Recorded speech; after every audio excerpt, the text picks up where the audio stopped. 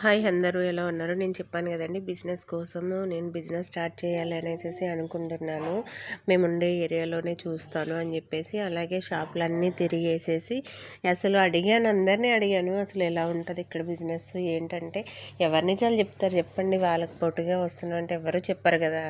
వాళ్ళు కూడా అదే చెప్పారు. ఒకరు అయితే బాగుంటుంది అంటారు, ఇంకొకరు బాగోదు అంటారు, ఇంకొకరు అయితే ఇంకో ఏరియాలో పెట్టండి బాగుంటుంది అన్నారు. తర్వాత ఒకరైతే ఇక్కడ ఏం బాగోవండి, రూపాయికి 2 రూపాయలకి అడుగుతారు కస్టమర్స్ అని చెప్పారు. కానీ నాకేంటంటే వేరే దిక్కున ఎక్కడైనా పెడితే మాకు ఇంటికి షాప్కి చాలా దూరం అయిపోద్ది. నాకు చిన్న బాబు ఉన్నాడు, వాడికి 2.5 years అప్పుడు అయితే. కానీ ఎలా అయినా పెట్టాలనుకునే టైంలోనే మాకు మేముండే ఏరియాలోనే మేము పైన ఫస్ట్ ఫ్లోర్లో ఉండేవాళ్ళము. ఆ కింద ఒక షాప్ అనేది టులెట్ కనిపించింది. టులెట్ అని కూడా కాదు, అక్కడ టులెట్ బోర్డు కూడా పెట్టలేదు. షాపు క్లోజ్ చేసే ఉండేది, ఎప్పుడు కూడా క్లోజ్ చేసే ఉండేది. పక్కన వేరే షాప్ ఉండేది. ఉంటే అడిగితే అవునండి ఇది టులెట్కి ఇస్తారు అన్నారు. మేము అడిగితే అప్పుడు 6 ఎంతో చెప్పారండి మాకు.